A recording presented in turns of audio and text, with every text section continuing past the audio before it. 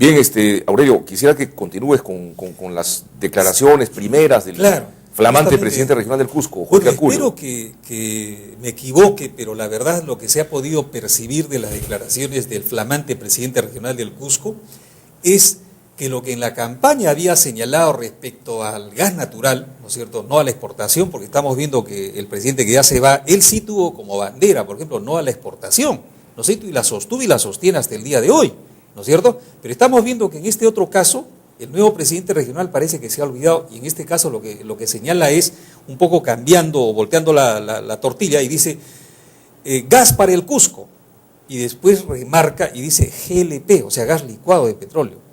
Entonces parece que él se está refiere a la planta de claro, porque el gas natural no es el GLP. Recordemos, o sea, no tiene nada, bueno, tiene algo que ver, pero no es el gas natural. El GLP es el famoso balón, ¿no es cierto?, doméstico. Digamos, el GLP utiliza el gas natural como insumo, podría decirse. No, lo que pasa es de que el GLP puede producirse separándolo del gas natural en el caso de Camisea, pero también el GLP puede producirse como destilación del petróleo en las refinerías. Correcto. Entonces tiene dos orígenes, ¿no es cierto? Entonces por esa razón, a mí me parece que acá hay una confusión. Cuando se habla de que el gas para el Cusco, bueno, en todo caso ya sería la gente de Quillabamba o la gente que ha luchado, que ha conseguido que no importa dentro de 5 años. Esperemos que no resulte ser pues una bandera de 4 o 5 años para el actual, del periodo que tiene de 4 años, ¿no? Porque al final ya eso se consiguió, o sea, por lo menos se ha afirmado que se va a dar dentro de 4 o 5 años el GLP. Entonces, ¿qué cosa es lo que tiene que luchar? No va a luchar ya nada, ¿no? Entonces, eso ya está luchado. Sería una pena, digamos, asumir que lo que está queriendo decir Jorge Acurio es que su bandera de lucha durante los 4 años que dura su gestión es conseguir la planta de Quepachato, cuando eso no, señores. Eso ya lo consiguieron. Eso ya lo consiguieron, eso es una parte. El asunto es, digamos, básicamente modificar esa política exportadora que tiene el gobierno, que fue la bandera de lucha de todos los peruanos, ¿no es cierto? Y promover pues el desarrollo de una petroquímica en el Cusco, en Arequipa, en Puno. Esa es la doctrina, digamos, del gas, Aurelio. No, efectivamente, Ricardo, ojalá, como te digo, nos equivoquemos. Ojalá nos equivoquemos, vamos a estar vigilantes. Así es, eso es lo que ha salido a los medios y no ha sido desmentido. Ese es el asunto. En consecuencia, digamos, nos guiamos por lo que ha salido publicado, ¿no es cierto? Y ha sido más de un medio. Entonces, y a nivel nacional. En consecuencia, si eso no ha sido desmentido, entonces, y son diarios serios, pues estamos hablando de diarios chicha, ¿no? Ni cosa por el estilo.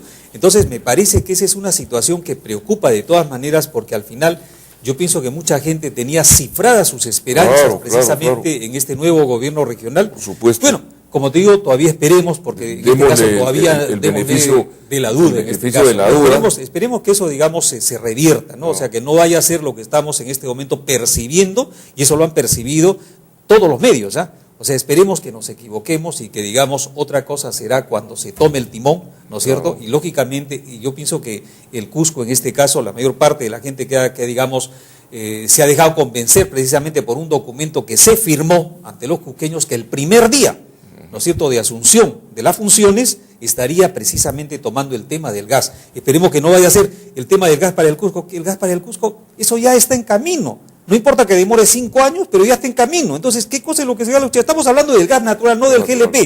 Y esa es una cosa que había que aclarar. Recordemos que en este momento solamente lo que se ha descubierto es 1.7 TCFs y lo que se ha señalado por parte de la concesionaria es que necesitan 5 TCFs. Entonces, ¿qué pasa?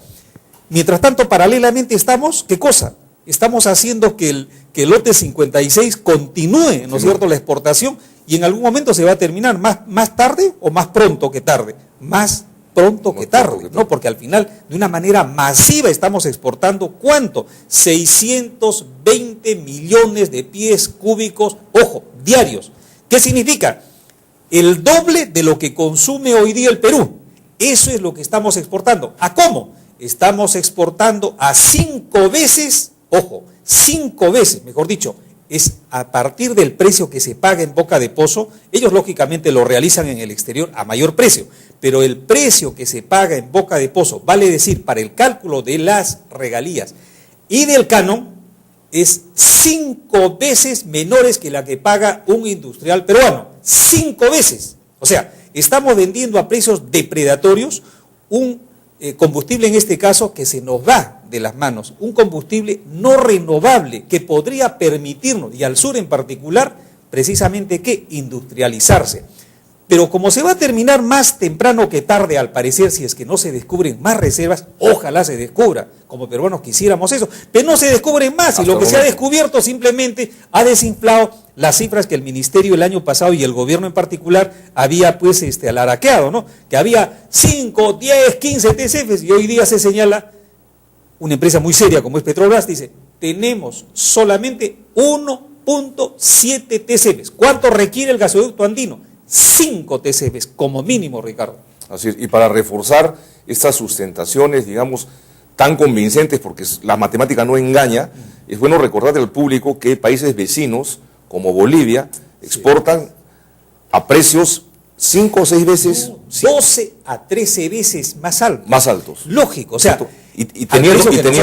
al precio que nosotros, y teniendo más reservas.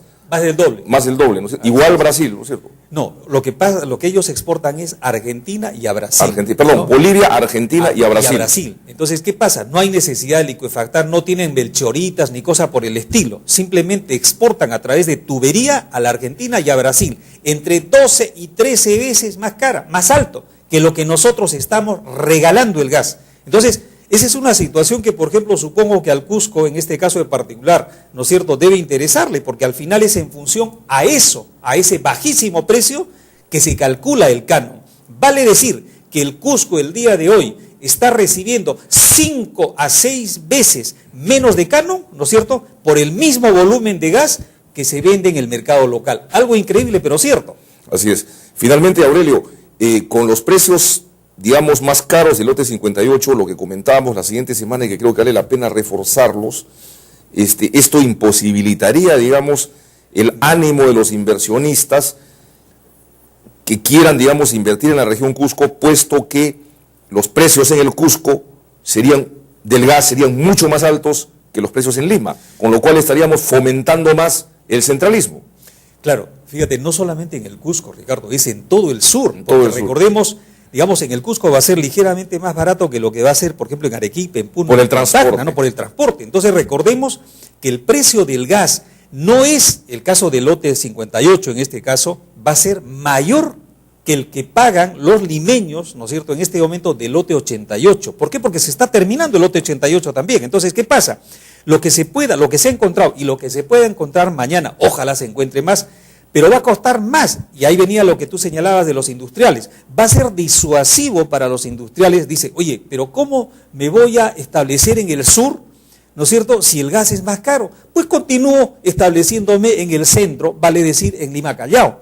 ¿Por qué? Porque el gas es mucho más barato, ¿no es cierto? El transporte es más barato. En el caso del sur, no. Tanto el transporte como el precio en Boca de Pozo es mayor. ¿Por qué razón? Porque ya son precios, ojo, no regulados. En el caso del lote 88 es un precio regulado contractualmente. En el caso del lote 57, 58, 76 o todos los otros lotes donde se encuentre, el precio es desregulado. Vale decir, puede ser a precios internacionales o lo que estime conveniente, ¿no es cierto?, en este caso el inversionista.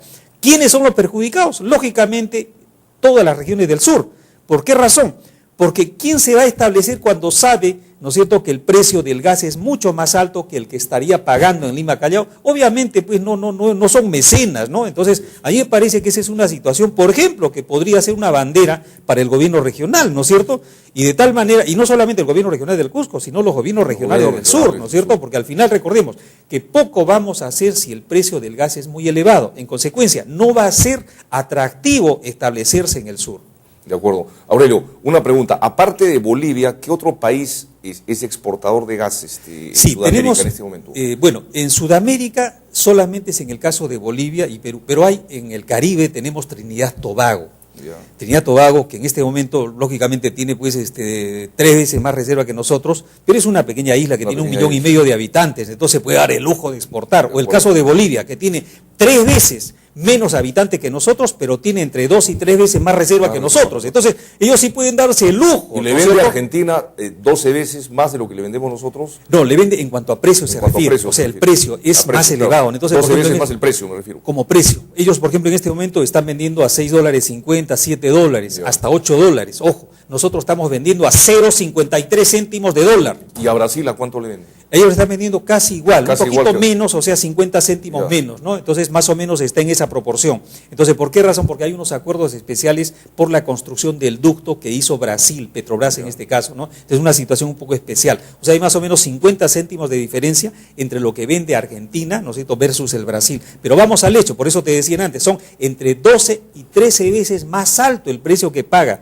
¿no es cierto?, que mejor dicho, cobra Bolivia por su gas sin tanta laraca. Nosotros, no sé, la verdad que parece que nos sobra la plata en el Perú, ¿no es cierto? Estamos vendiendo a precios pues de 0.53, o sea, 12, 13 veces menos. Y repitiendo que Bolivia supera ampliamente al Perú en reservas de gas, ¿no es cierto? Y tiene menos población, y 3 veces creo menos. que la tercera parte de la población que tiene el Perú, ¿no es cierto? Y no tiene, digamos, un horizonte de desarrollo petroquímico tan grande como el que tendría el Perú. De manera que es, o sea... Por donde lo veas. Por donde lo veas, ¿no? Ahora, ¿no? un comentario. El día de ayer, fíjate, estuvo Pedro Gamio, ex viceministro de Energía de este gobierno aprista, él es militante del partido aprista también, y manifestó que el ritmo ideal, digamos, de conexiones domiciliarias debería ser mínimo de 40.000 conexiones domiciliarias en Lima y Callao por año, para más o menos estar de acuerdo al ritmo de Bogotá, de Colombia, 40.000 al año. Y el gobierno anuncia con bombos y platillos en todos estos años, creo que ya se han llegado las 15.000 o 16.000 conexiones domiciliarias, claro, como gran cosa, ¿no? Claro, o sea, un poquito más han llegado 25.600, o sea, nada prácticamente. Y lo que es más, en 6 años. Que en los próximos 4 años llegarían a 95.000, es lo que señala.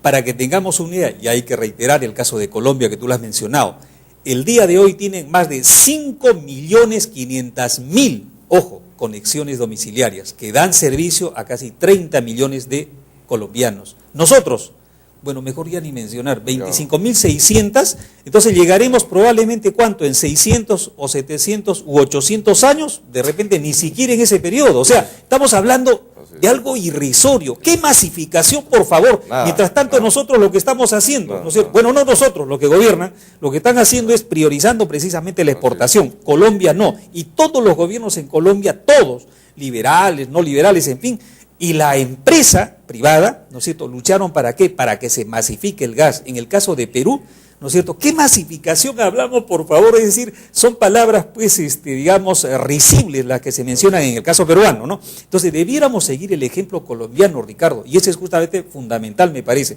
O sea, seguir ese caso colombiano. De acuerdo, Aurelio, muchas gracias. Y finalmente, un detalle más, reiterar que el gasoducto andino no va a empezar, puesto que con 1.7 TCF es inviable, no puede funcionar. Es inviable económicamente. Técnicamente sí se puede hacer, ¿no es cierto? Si hay algún mecenas que va a poner su plata. Juntos no va a atracar hasta que no le garantice. Probablemente se consiga, ¿no es cierto?, poner la primera piedra. Es probable que sea también la última clásico hasta en el Perú. Próximo, ¿no? Hasta el próximo, digamos, 2016 probablemente. Así es. Estaremos vigilantes, mi querido Aurelio, de todas maneras, Ricardo, sobre el proceso político que se va a originar con la nueva administración, el nuevo gobierno regional, especialmente en nuestro departamento, el Cusco. Muy amable, Aurelio, gracias por su participación. Buenas noches. Amigos, no se vayan, regresamos en breve, vamos a hablar sobre la maca con una experta, es la señorita Carla González Arimborgo, bióloga e investigadora de la Universidad Cayetano Heredia, y vamos a hablar sobre el potencial que tiene la maca en nuestro país desde el punto de vista nutricional y como instrumento para mejorar la salud en general de la población. No se vayan, esto es Hora 8.